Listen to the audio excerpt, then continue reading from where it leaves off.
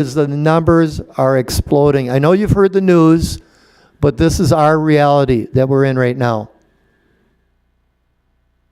Do you know what part of the population that's in? That's what I'm going to go over right now with community. Are you talking about area of the county? No, the age and, well, area and age. I don't have the age with me, but they give us that information. 50% of the positive cases are from 18 to 30, I believe. Community, our zip code 56071.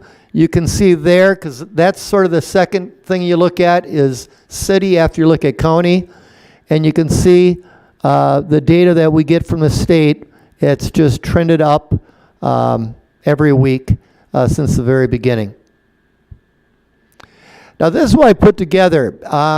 I did have a couple questions, and I get about one a week, but this week I got 2 or 3 after my letter went out to parents. I just had a couple emails, but they're going, well, what do you mean by low numbers? Why aren't we in distance learning? Why you say that the district numbers or building numbers are relatively low? Well, if you look in the top there, that's district information. We got roughly 700 employees. All right. The total number of confirmed cases since the beginning of the year is 24, which is, just 0.03%. If you keep going there, those are quarantine numbers from cases that come within the building. And then students, we've got about 4,100 attending right now, and 18 confirmed cases since the beginning of the year, which is 0.004%.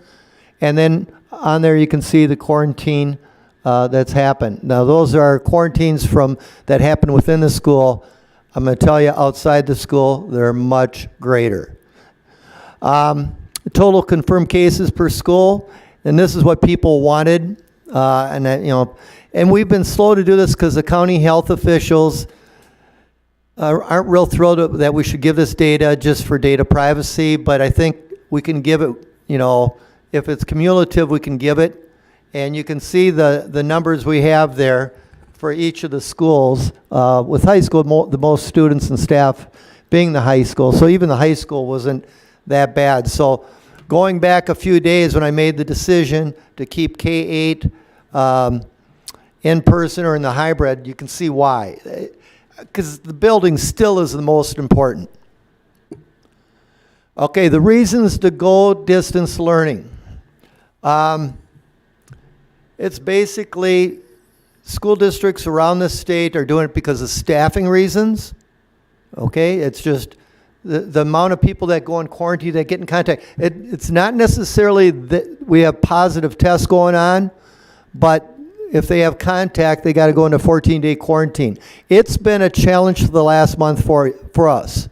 I know our business office, our administrators, everybody we can think of have been subbing in classrooms when teachers or have to go in quarantine. And when we talk staffing too, don't think it's just teachers. I mean, we're down in custodians right now. We're down in paraprofessionals greatly right now. So it's all employee groups that we have to pay attention to. But we have extremely high number of positive cases, like I said, with the county, city, and I will say this right now, projected building. I will say this, I want to make sure this is clear too. I said this last meeting, it's not spreading in the schools. It is not, there is not one transmission case. When we've done contract chasing, and Jen Scheneker is our Director of Health Services, and she's helped by Maren Baller Curriculum, who now is doing everything. They do the tracing. We do not have one confirmed case. It's outside with family or friends or events going on. But it has been a challenge. The staffing's been a challenge. And it's also another challenge is the number of students in quarantine.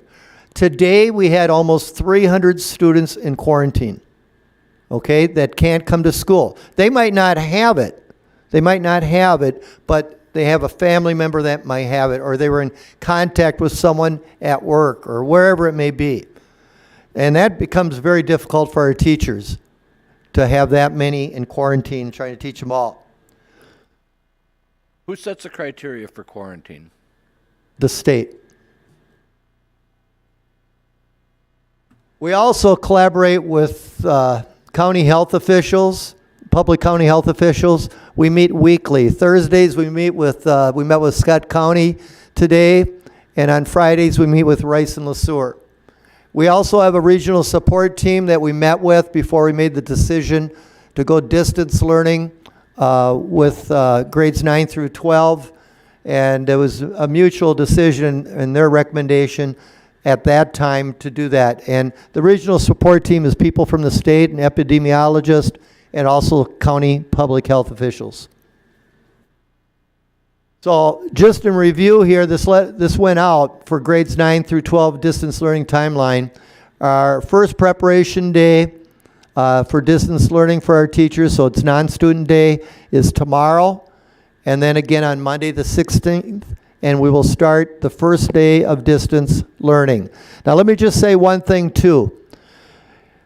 I get, it's a little frustrating, it's making a decision when people are saying, other districts are doing this, we're not making the decision based on other districts. It's not like a snow day, okay, that a storm's coming through, all the superintendents call and say, what are you doing? And you can see the storm coming through this path, and you like to be together on it. You've still got to be based on what's going on in your city and in your buildings. So it's not, it's not a snow day like that. I do want to mention one other thing too. I think one reason we've kept the cases down is we were in the hybrid model.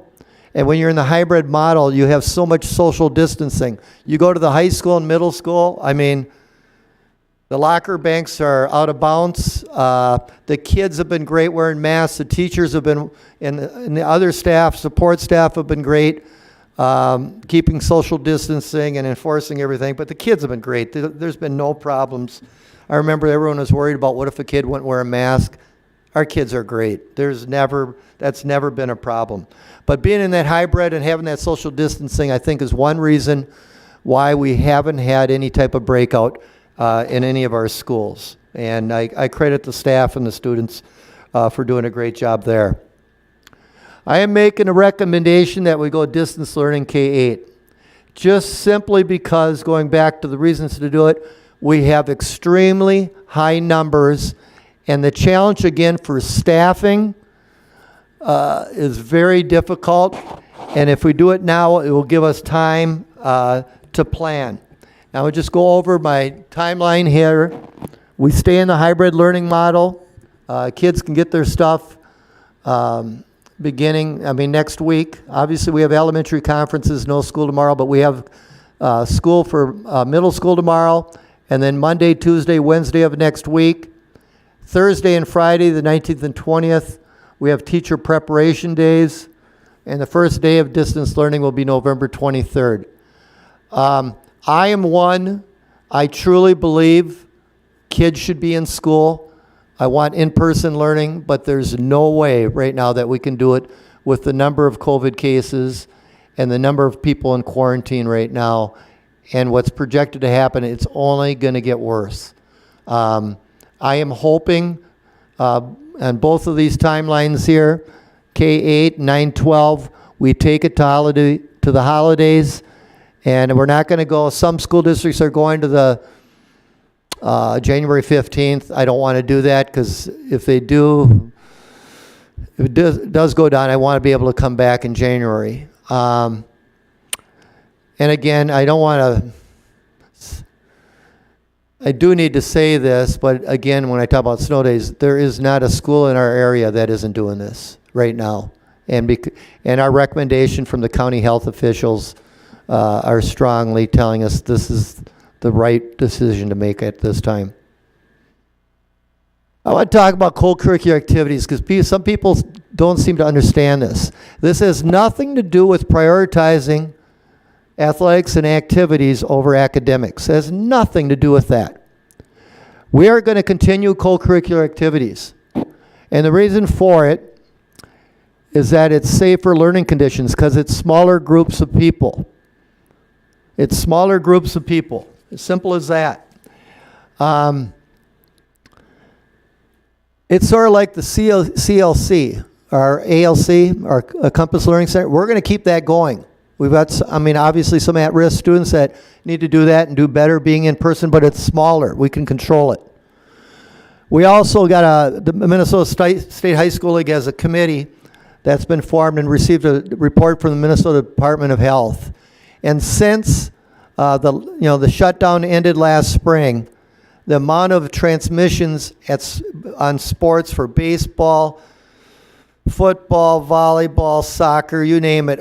I don't think there was any over 15 cases for, 6 months already? So it's such a low number. It's not like we're not doing academics. We're still going to have high levels of learning, as highest levels of learning as we can through our distance learning. So it's not like we're stopping the academics. We want high levels of learning in academics and also for our co-curricular activities. I also believe in the social emotional, like I said from the beginning. We're not just here for academics. I'm worried, I'm concerned about meeting the social emotional needs of our kids. If we don't do it, number 3, a club is going to do it. These kids are going to play somewhere else, some organization.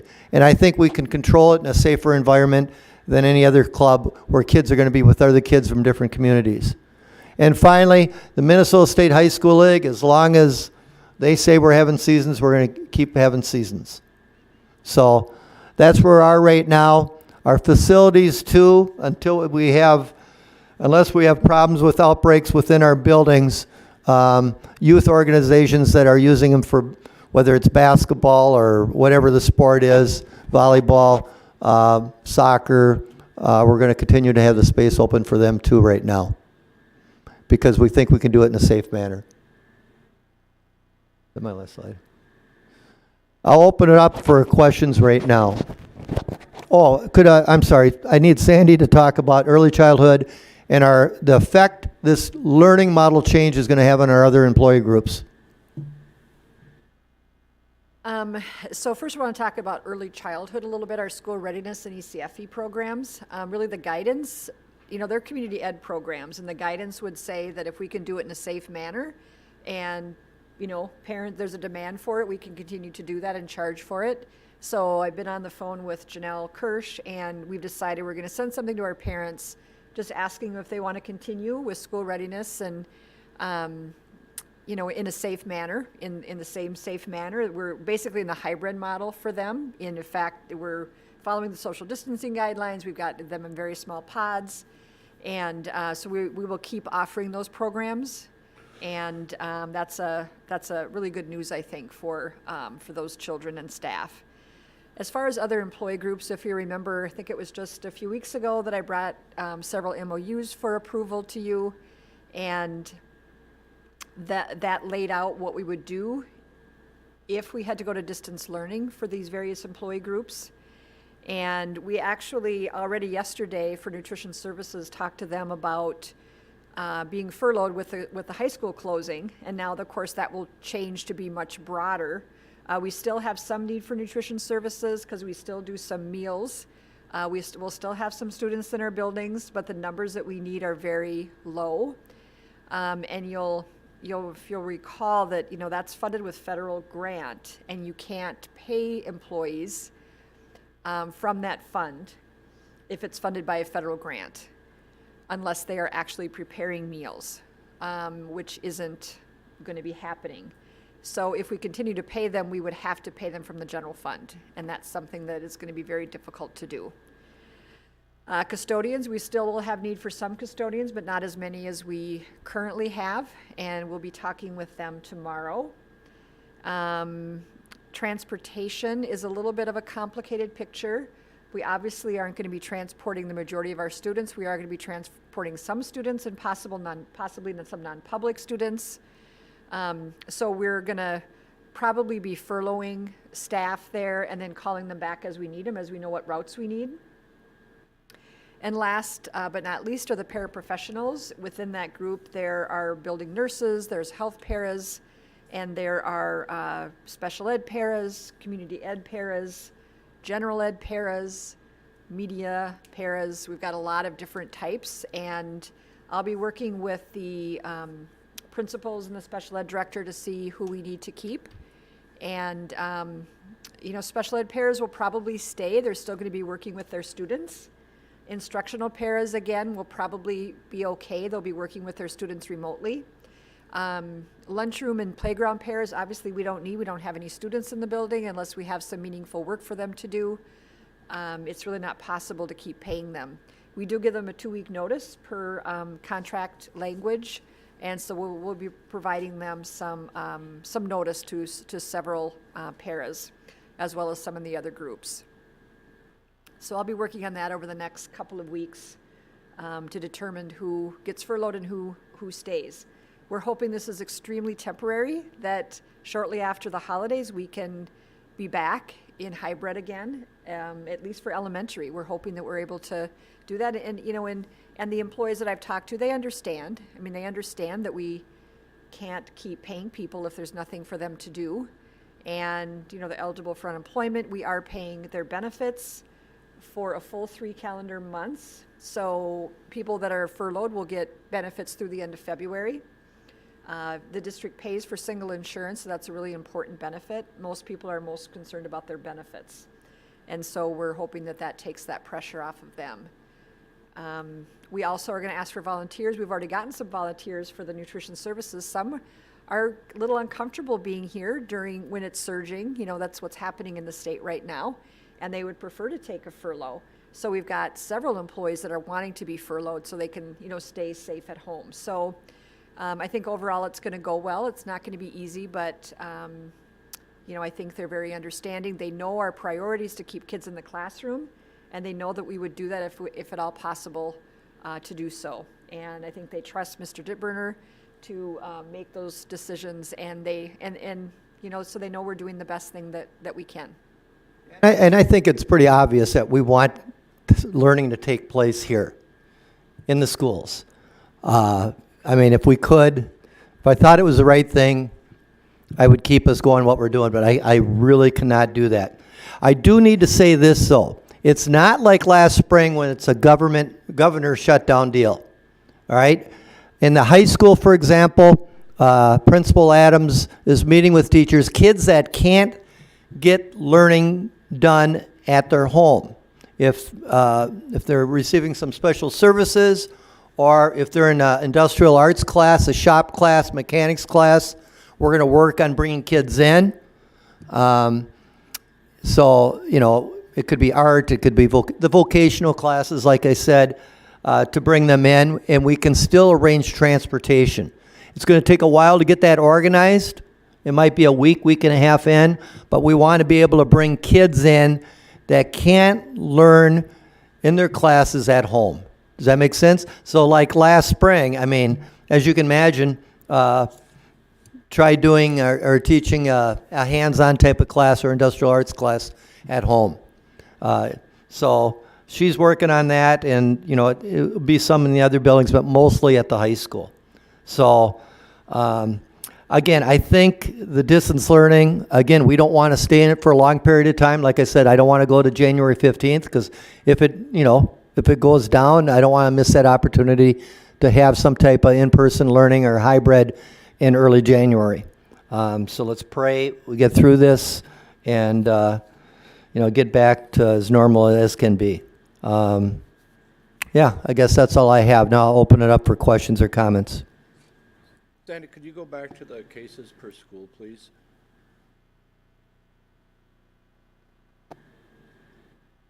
Okay, I can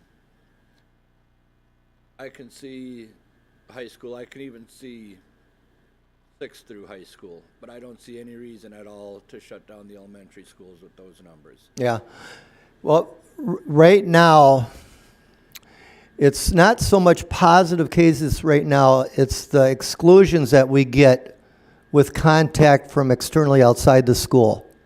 And so what becomes, you got a couple things going on here. You've got, and Sandy mentioned it, employees. It's not just teachers, but you do have employees that do have concerns about what's going on with the virus, maybe not so much here, but spreading it within.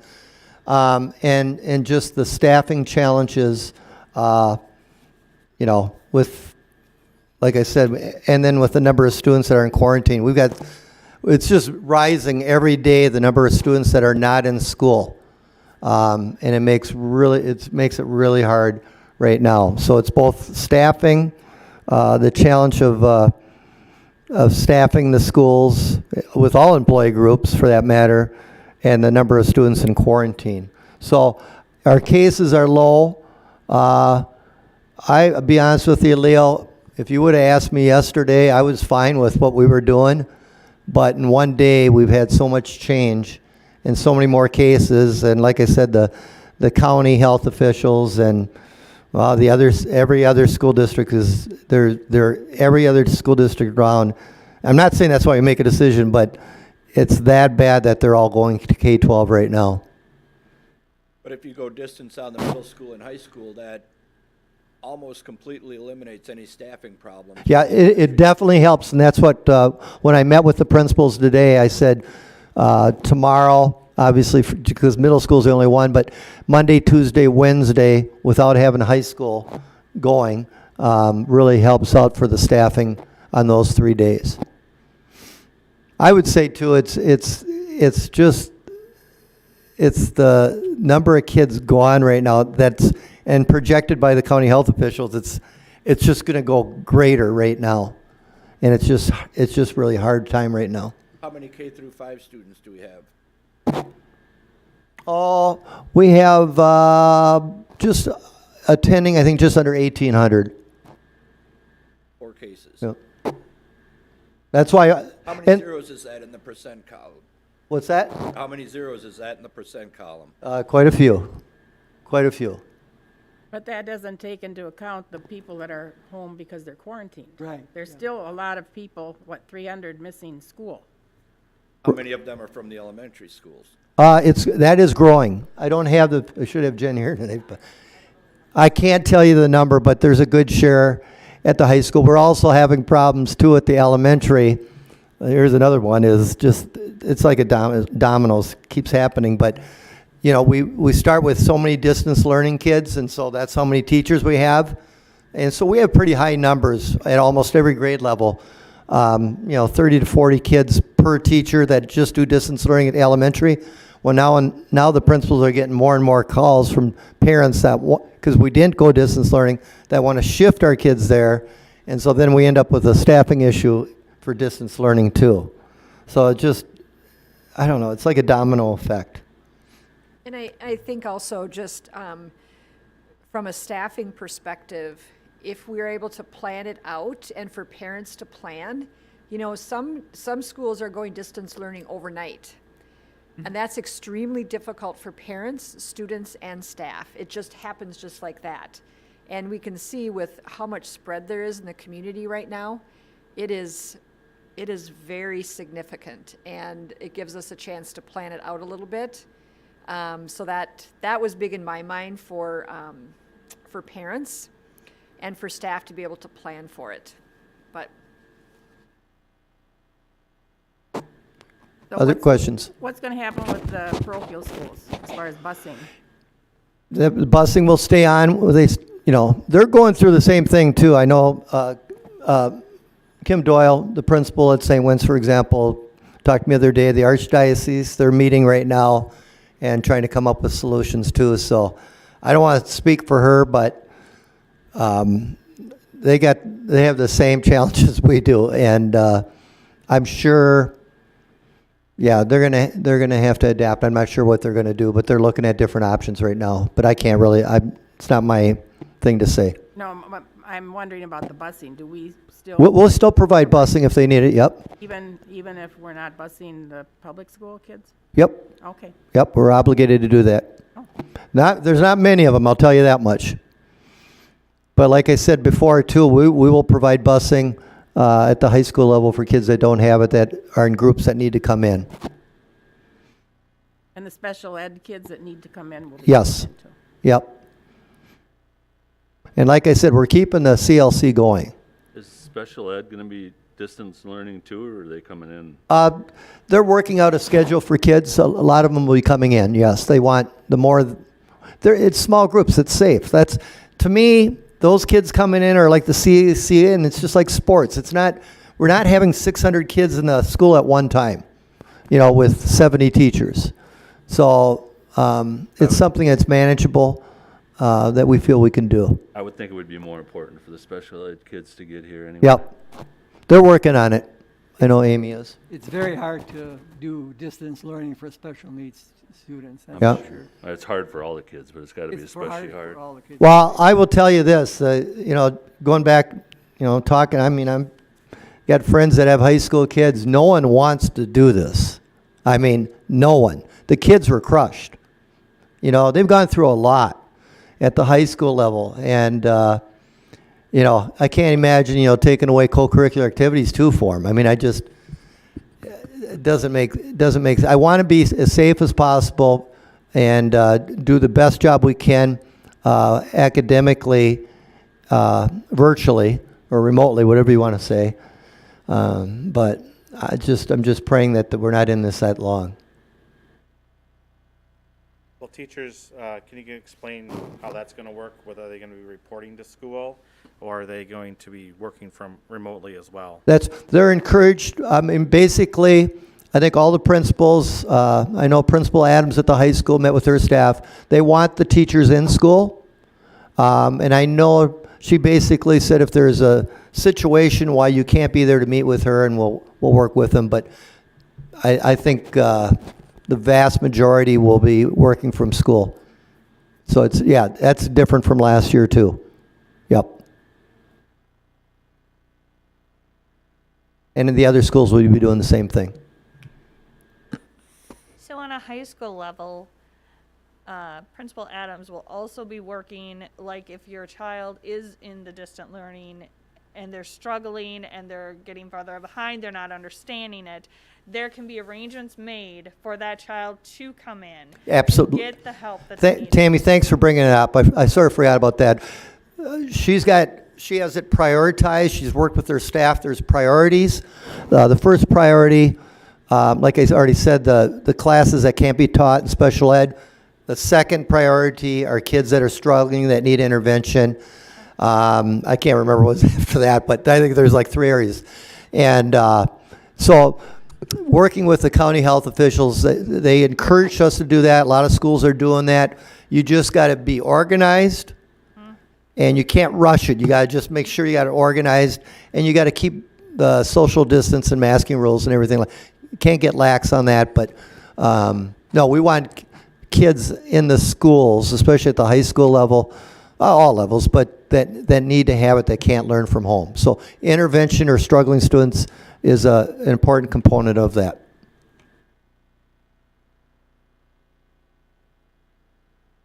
Anything else? So you want to take the high school students to distant learning effective Tuesday, November 17th.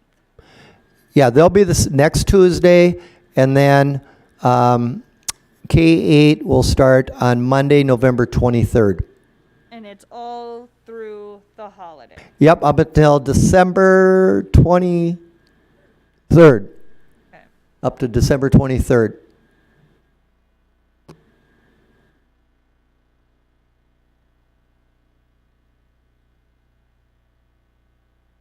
All right.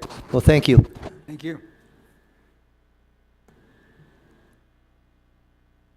So our next item is approval of calendar and schedule changes. Oh, here it is. No.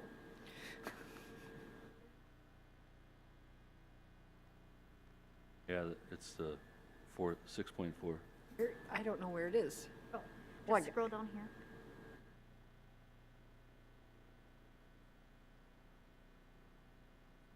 That's what he's going to talk about. Okay.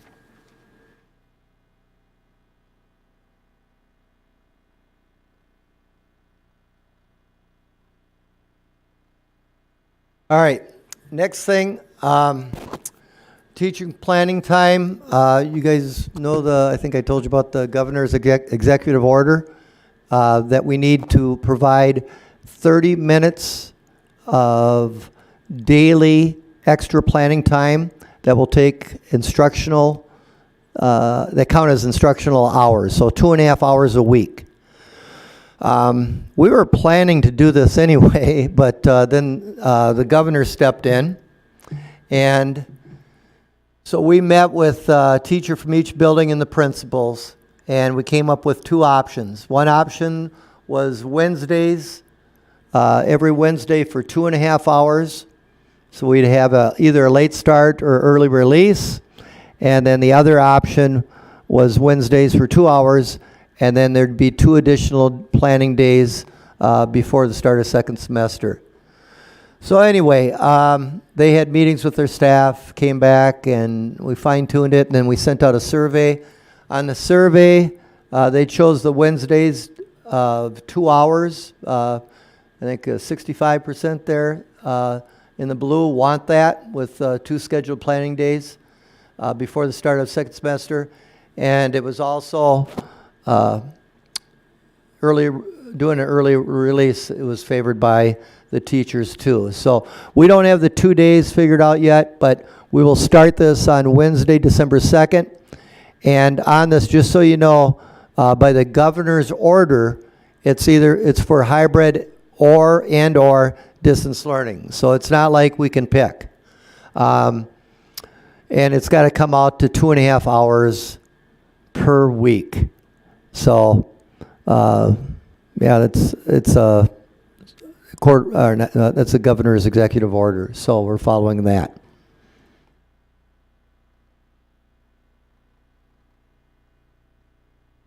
Oh boy, here's our calendar. Janelle, was Martin going to talk about this, or you actually want me to talk about this?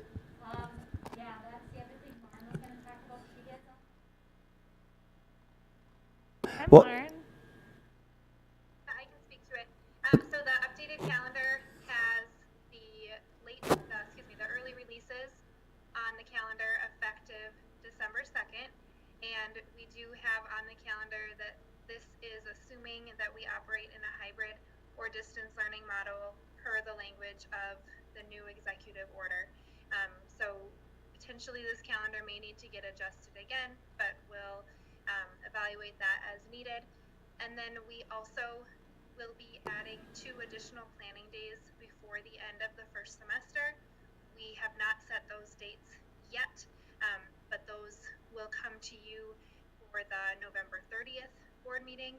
And that was part of our discussion with our teacher group that we met with both earlier this week and then a few weeks back, when we were looking at how we could support our teachers and add additional planning time. So in addition to the early releases, we'll be adding those 2 days as well prior to the end of first semester. And then in the spring, the other changes that are reflected are minor. The secondary early release from a Thursday to a Tuesday, simply to offset the interruption of our B group students. The B group students had the early release for conferences back last week, and so for our spring conference, we wanted to move that to an A group to keep that equal. And then also for the spring conferences for elementary, we moved, there's a Friday day for conferences, which impacted the B group, and we moved that to a Monday, which would impact the A group, simply again to offset the current impact right now in semester 1 is that the B students have, tomorrow was their school day, but it is a conference day. So really the conference moves are just to make things relatively equal for our A and B groups. Though we don't know what model we'll be operating in March, we wanted to make those changes now simply to have the calendar equal. Marin, when I read the executive order, I thought it said it had to be changed by November 30th. Would that mean that the 25th of November would also have to include a late day? Sandy? No, I don't think so. I think that it's just, you need to have it effective November 30th, and that's the start of the week, so Okay, we're going to be providing that on Wednesday, so I think we're fine. okay, just want to make sure it didn't have to Yep. include the Wednesday before. Yeah, initially they said we had to have it implemented by November 6th. Right. Yeah.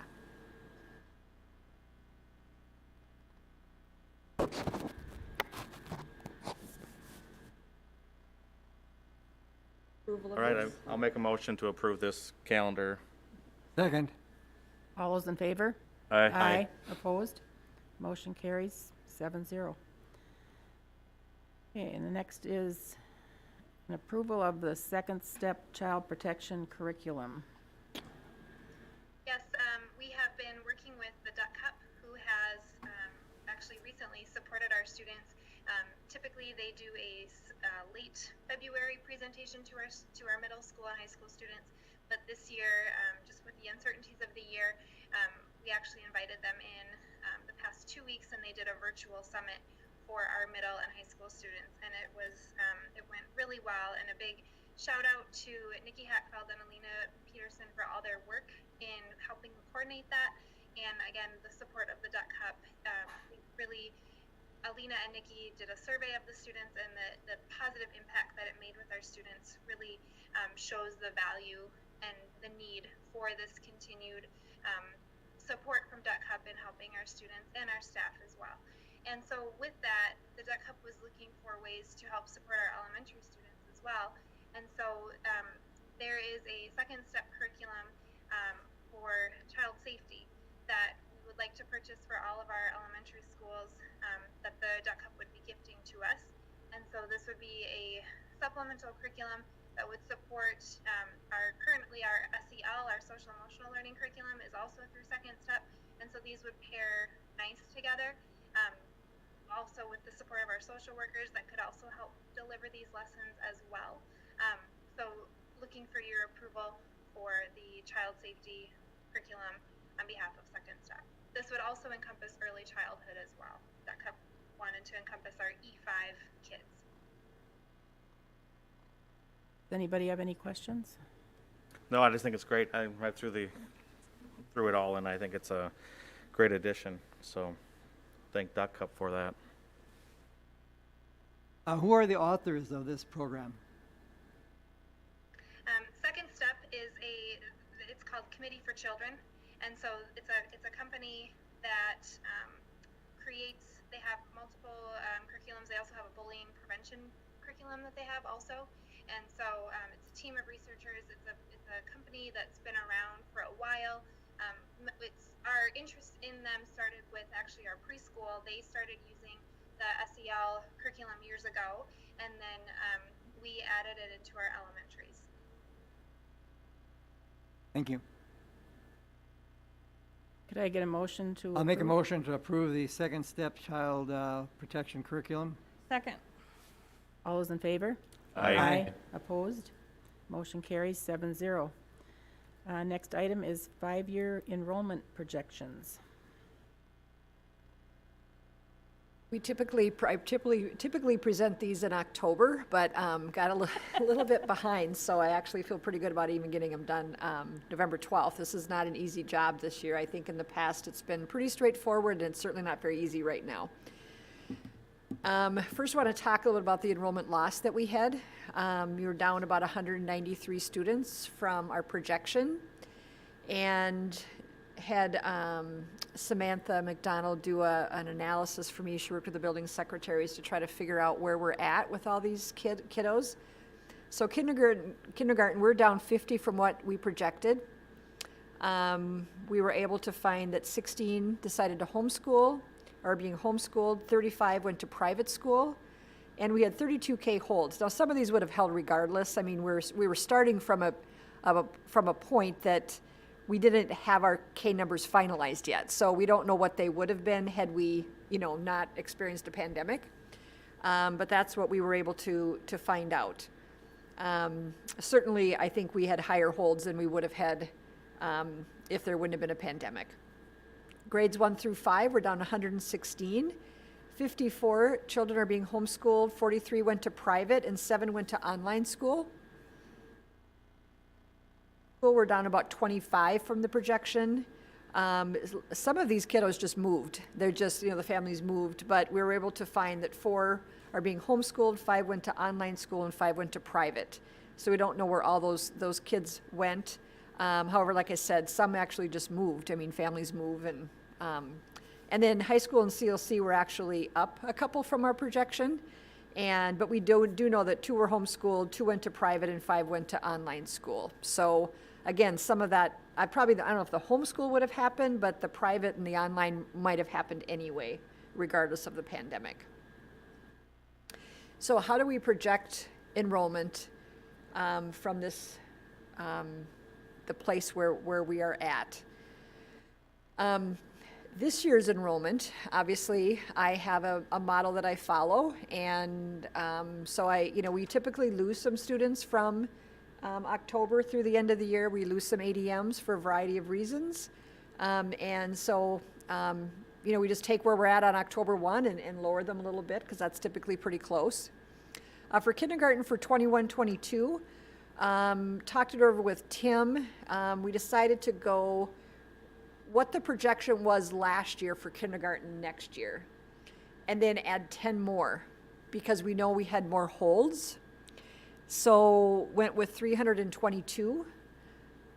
There is a methodology, but it's a bit of a guess, to be honest with you. I mean, I don't know how this is going to change education, and I mean, nobody knows that.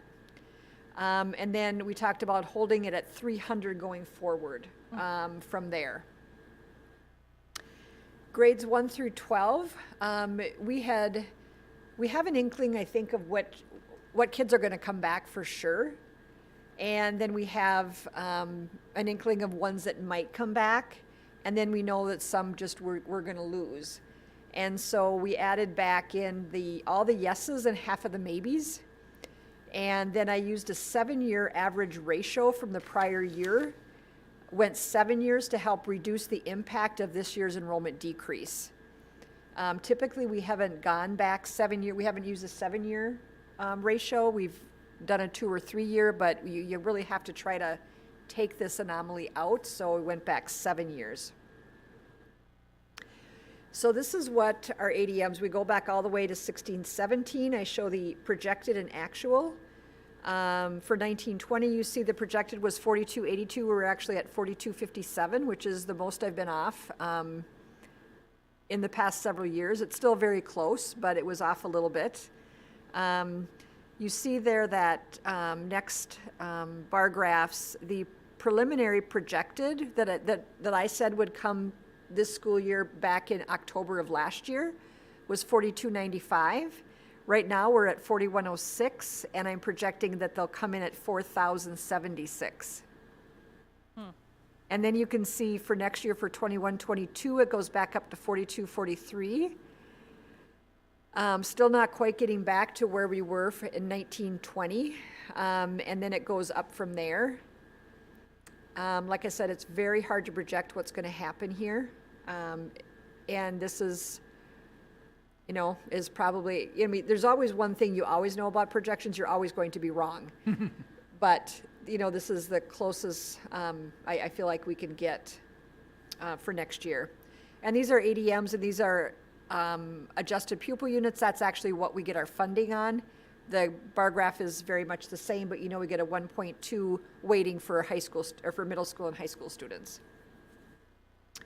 So what does this projection mean? So in 2021, we're going to have a minus 4.3% enrollment, which is the first time that's happened since I've been here, 10 years. And then 21-22, I'm projecting a 4.1, so we almost get those back. And then a 1%, a 1.4, a 0.6, and a 0.8.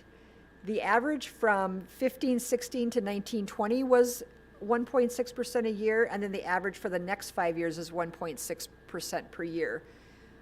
So it seems to make some sense. I always like to look at big picture. Seems to make some sense. I think at the end of this year, we'll get a better feel for how things are going to go next year. But for this, when I do my financial projections, this is what I'm going to use if you feel they're reasonable to use. This is open enrollment information. It shows kind of the red is the open enroll in, the blue is out, and then the green is the net.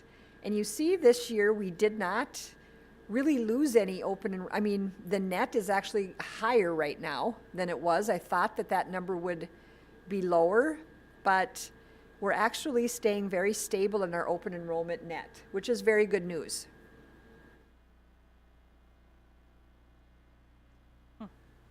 Any questions or comments? Do you feel comfortable with these as we move forward? I think you're being a little bit optimistic. While we're sitting here not having school, there's families and companies figuring out how to do it at home better. Yep, I know. I think this will change education, and right now we don't know what that's going to look like. I just think those are very optimistic numbers looking forward. You're talking 21, 22 and beyond? Mainly 21, 22. It's going to be a big hit. There's not going to be a lot of kids coming back that are high school age now.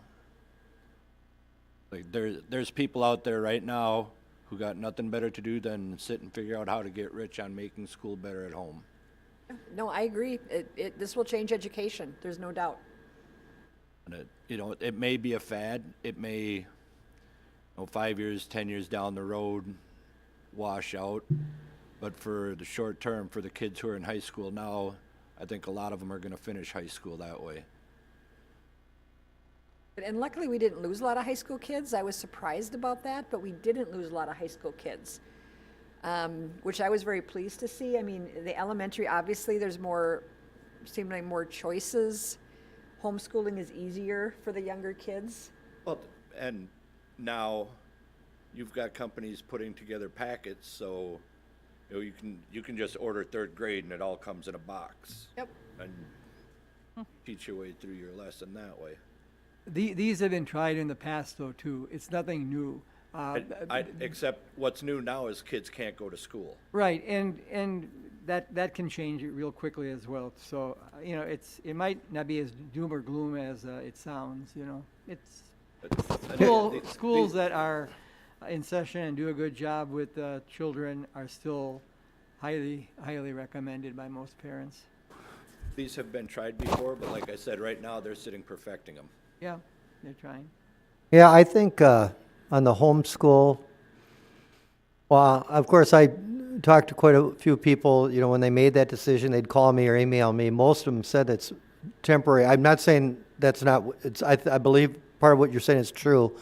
We have staff members that, because they had, instead of daycare, they went to private school, but, I'm confident we're going to get a lot back. But it's hard to say. It's really hard to say. I guess I'm not worried about the homeschool piece because I think that's truly a lifestyle. You need to be able to have a parent at home, and there's so many dual family incomes right now, and I just don't know if that. I think people are going to determine to see that this was hard work by homeschooling, and they're going to be excited to once they can go back to school. They're going to be excited to send their kids back to school. So. I don't know. I mean, maybe you're right. Maybe these are optimistic because you obviously have to do budget forecasts based upon these numbers. But like you said, I think it's really hard to predict where these numbers are going to be at a year from now or 2 years from now. So the dynamic for homeschool is changing too. It used to be a lifestyle where one family homeschooled their kids. Now I see lots of instances where somebody gets 3 or 4 or 5 kids together. Sure. Mm-hmm. No, I agree. They I get agree. families. I agree. Yep. It's pods. Pods. Yep, Yep. pods. And then then all you need is one available parent, Right. instead of one from each family. Sure. Leo, I'm not going to disagree with you. It's not ideal. But I'm late to the meeting because I had to have this meeting at work. And it's not good. And I don't know what else to do. I will support this.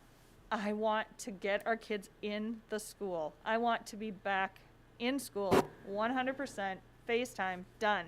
No more distant, no more hybrid. But we're not gonna get there. We're not gonna get there in the next 2 weeks. We're not gonna get there in the next 4 weeks.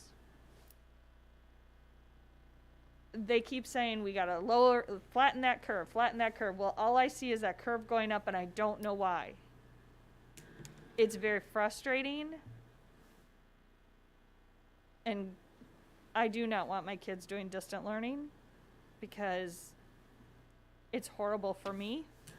And I end up pulling my hair out, but I'll be bald to take this because I think it's the best thing that we can do right now. And I think we have to look at it for a short period. 7 And months ago, it was flatten the curve. Now it's stop the spread. You cannot stop the spread. It's impossible. It's going to happen. We flatten the curve, and now instead of it, running its course, now we're sneaking up into year 2 of it. And no matter what we do or how we do it, I'm sorry, but it's not good enough for our governor. That's not good enough for a lot of people. So, I don't know. I've heard it from plenty of people that we have no business being open at all. Oh, yeah. And I've heard it from just as many people. It's like, I want to get my kids back to school. yep. Yeah, I know. I'm with you. And it's frustrating and it's hard and it's a decision that is impacting our children's learning. So what is best for our kids?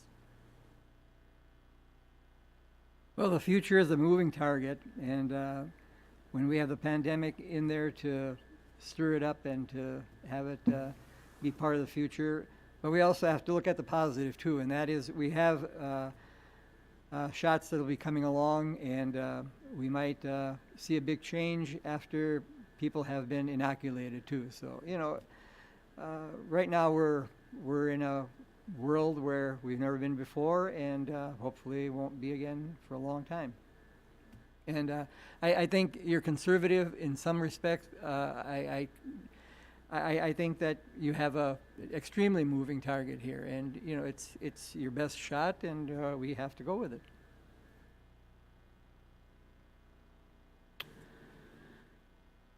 Well, and you can't open the schools completely if staff and employees are not available. If they're out sick, then it's not doable. Very difficult situation. I know this is the same but different, but have we ever had a bad flu outbreak here? Like Shakopee, 3-4 years ago? That's a 70%? great question. So one of the things when we meet with the public health officials, when they talk about going to into distance learning or whatever, is when you have 5% of your student population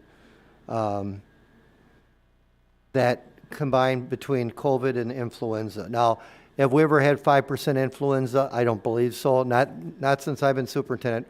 Probably under other superintendents it happened, not me. I don't remember. I'm just thinking. We did miss a day. Did it? Here, yes, and we've had to. We had Okay. school closed. They cleaned it up. Oh, yeah, that it was was- a one day shot. I do remember, that was about 2005, but that hasn't happened. But one of the things we were looking for was that. It hasn't been yet for that, obviously. Between the flu season really hasn't got going yet, but the quarantine was over that. So we're going to have kids in school because of the COVID quarantine rules. I was just wondering if, like I said, it was a few years back, but Shakopee got hit really, really hard Yeah. with the flu, and it was not 5%. I think they were like in the 50, 60%. Yeah, you got to get to 5, and then that's when they But I was tell you to just shut down. wondering, when that happens pre-pandemic, did Shakopee close down? What's the standard procedure for that? I think they did. That you're supposed to, from the county health officials, tell you, just like when Denny was talking about 2005, I think it was. We shut down for a day. Was it a day? I don't know. I can't remember. One day, it was, I think I think it was at the end of the week. Over a weekend as well. Yeah, yeah, I think it was on a Friday, and, yeah, so we shut down, we probably hit that 5% rule.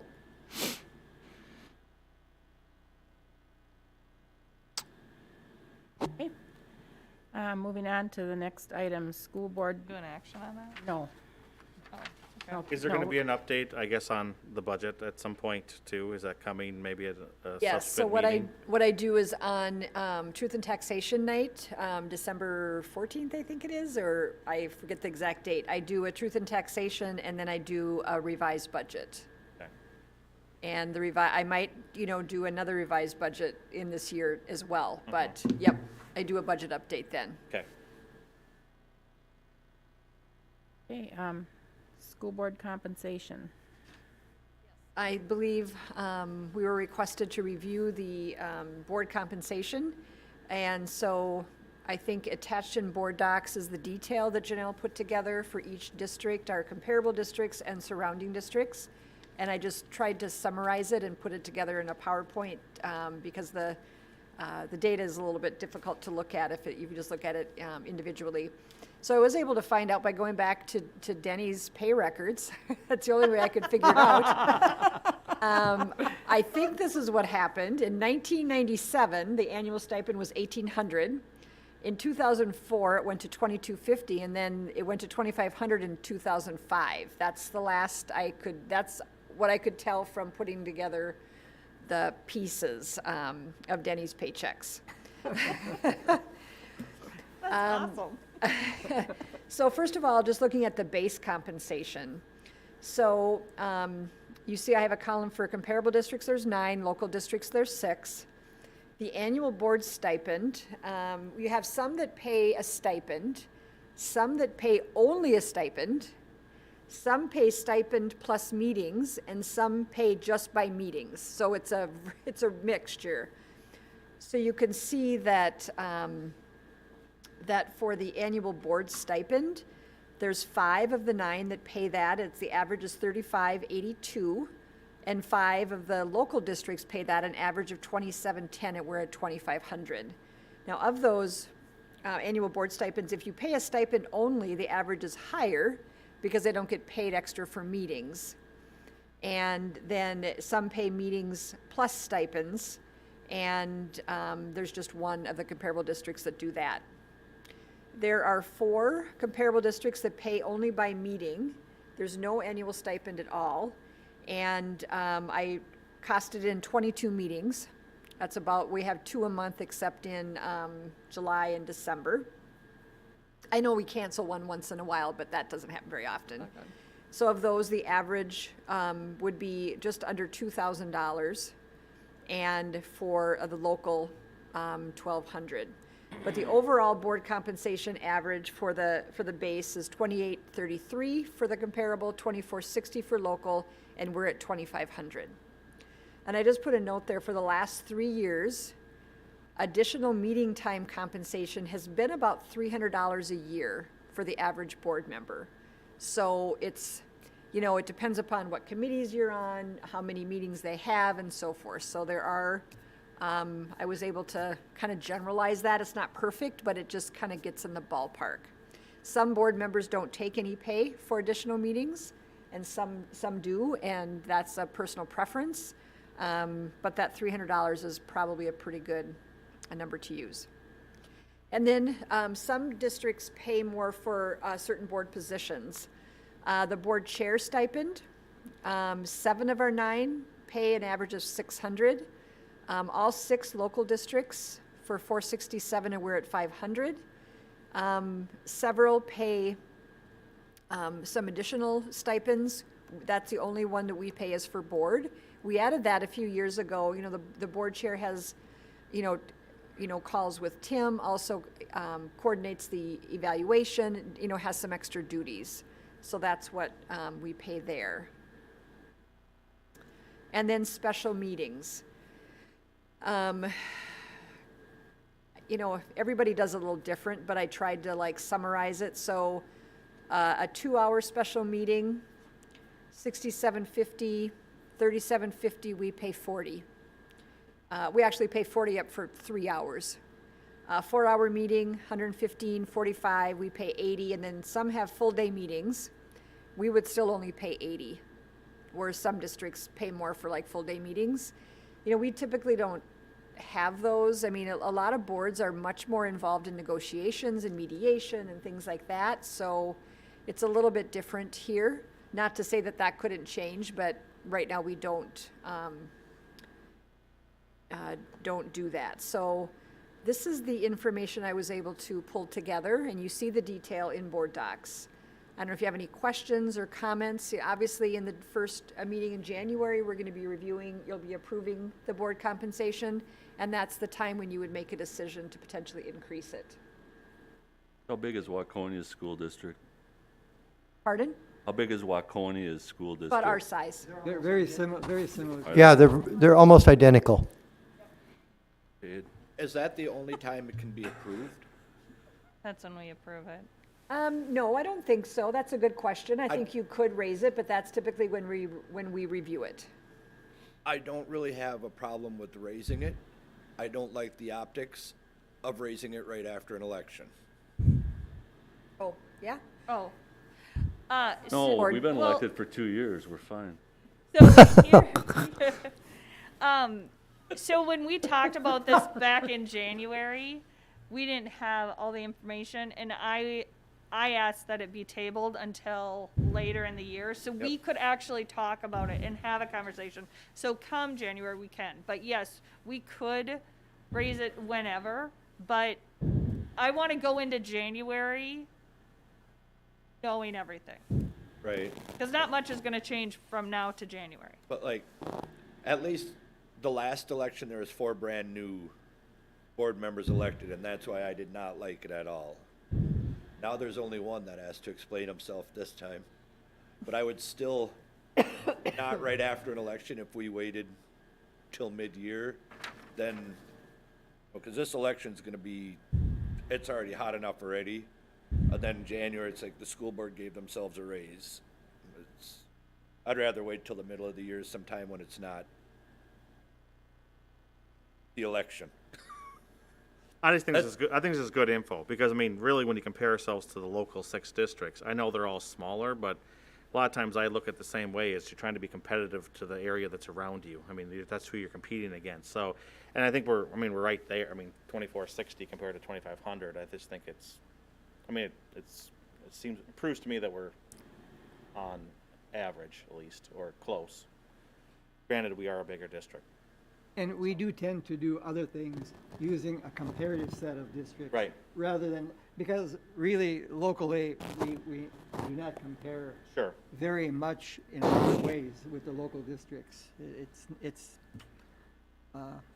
And But then we're not I far guess off. it would, if you look at our staff in general, you know, if you look at teaching salaries, Yep. and go down the line, we don't do that with them because it just wouldn't be right. Right.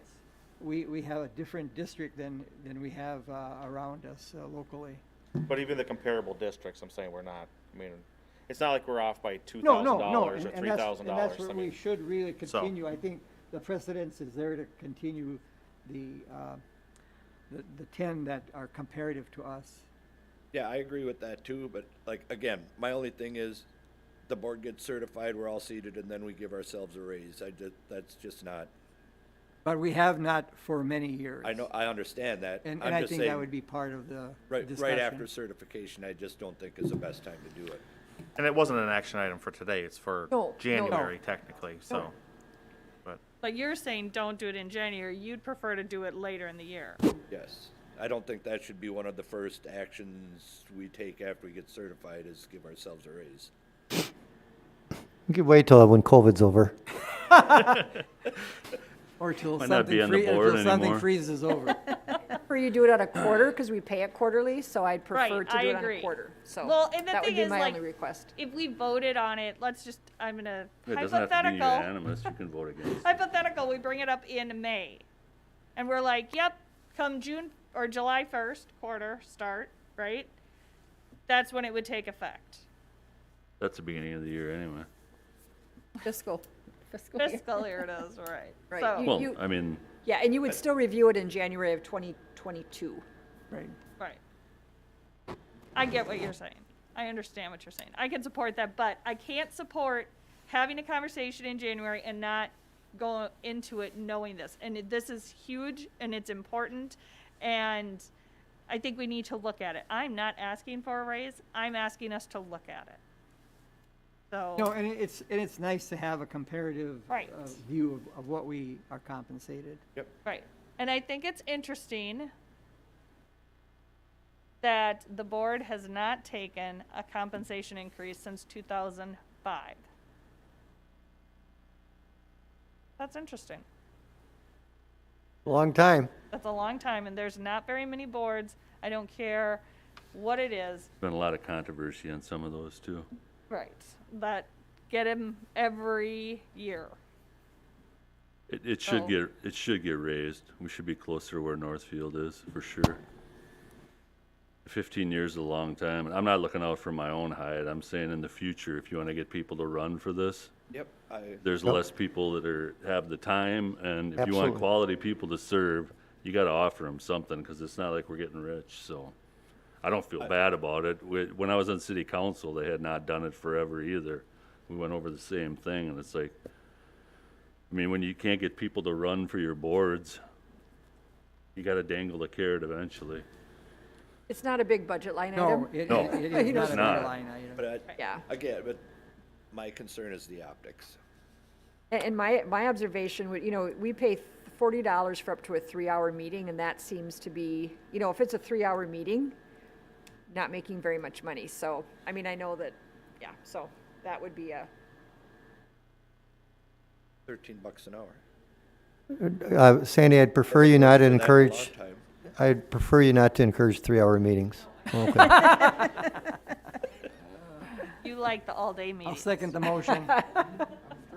Hey, Well, thank you for bringing this forward. Thank you for putting it together, because I think we should just know it and discuss it. So that's all I asked. Thank you. Thank you. Yeah, thank you. Okay, and now we have another resolution to accept a donation from Quick Trip.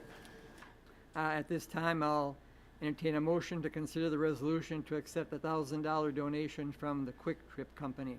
So moved. Is there a second? Second. Whereas the school board may accept the gift valued at $1,000 or more only by adoption of the resolution by 2/3 of its members, whereas Quick Trip wishes to donate $1,000 to community education for the purpose of providing scholarships to individuals and families in need. Now therefore be it resolved, the New Prague Area School Board shall accept the donation with no circumstance or no conditions included. How do you vote on this, Matthew? Yes. Tammy? Yes. Jean? Yes, Mark? Yes. Leo? Yes. Dennis, yes, item passes. Oh, Kim. Oh, Kim, I'm Give me the sorry. computer. She fell asleep. Thank you, Kim, and You thank said you no. for I mean, yes. catching that. okay. Now and- it's unanimous. Okay, so can we have a motion to adjourn? So move. Second. All those in favor? Aye.